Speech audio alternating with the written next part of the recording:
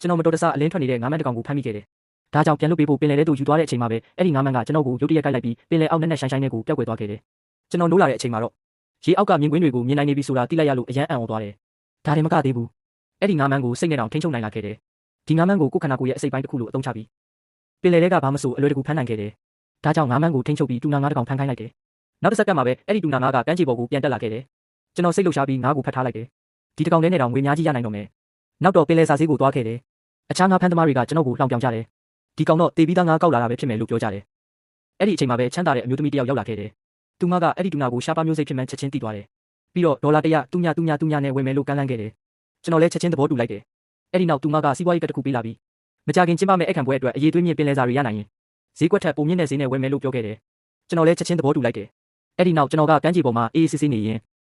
ငါးမန်းကိုပဲပင်လယ်ထဲမှာငါးဖမ်းခိုင်းထားလိုက်တယ်။မကြခင်မှာပဲငါးမန်းကရှားပါYellow Croakerငါးတစ်ကောင်ကိုတွေ့သွားတယ်။ဒါပေမဲ့ကျွန်တော်ညီမကဘာမှမသိဘူး။သူမမြင်တာကကျွန်တော်ကမ်းခြေပေါ်မှာနေပူစာလုံးနေတာပဲ။ဘယ်တော့ငါးဖမ်းမှလဲလို့မေးလာတယ်။ကျွန်တော်ကဘယ်ရေပြင်မှာတမိုးကြီးငါးများလဲလိလာနေတာလို့ပြောခဲ့ပေမဲ့တကယ်တော့ငါးမန်းကအလုတ်ဆက်လုပ်နေပြီးသားဖြစ်တယ်။အခြားငါးဖမ်းသမားတွေကလည်းကျွန်တော်ကိုပြင်းတဲ့ကောင်လို့လှောင်ကြပြန်တယ်။ဒါပေမဲ့ကျွန်တော်ဂရုမစိုက်ခဲ့ဘူး။မကြခင်မှာပဲYellow Croakerငါးတစ်ကောင်ကမ်းခြေပေါ်ကိုပြန်တက်လာခဲ့တယ်။ကျွန်တော်လည်းညီမကိုအမြန်ခေါ်ပြီးငါးထုတ်ခိုင်းလိုက်တယ်။သူမကအံ့အားသင့်သွားတယ်။ဘာမှမလုပ်ရသေးပဲငါးတွေကကမ်းပေါ်ကိုကိုယ်တိုင်ရောက်လာတာကိုမယုံနိုင်ခဲ့ဘူး။နောက်ပိုင်းမှာတော့ကျွန်တော်ကုန်သွယ်ရေးဈေးကိုပြန်သွားခဲ့တယ်။အဲ့ဒီမှာချမ်းသာတဲ့အမျိုးသမီးကသူမရဲ့အခမ်းပွဲအတွက်ပါဝင်ပစ္စည်းတွေကြောင့်စိတ်ပူနေတာကိုတွေ့လိုက်ရတယ်။ဒါကြောင့်ကျွန်တော်ကခုနကဖမ်းလာတဲ့Yellow Croakerကိုပြသလိုက်တယ်။သူမအယမ်းဝမ်းသာသွားပြီး